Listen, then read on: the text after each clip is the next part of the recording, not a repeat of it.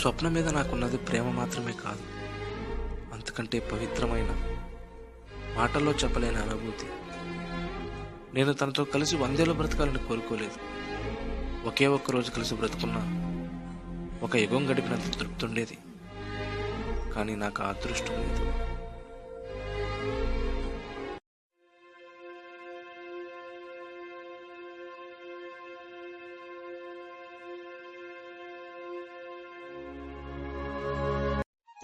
ప్రేమించిన అమ్మాయి దూరం అయితే ఎంత బాధ ఉంటుందా?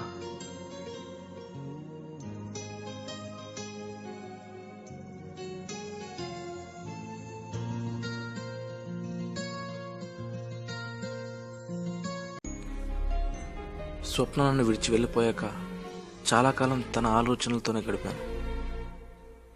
రామాయణంలో కూడా సుందరకాండం ఒక్కసారి వస్తుంది. నా జీవితం అంతకంటే గొప్పదేం కాదుగా.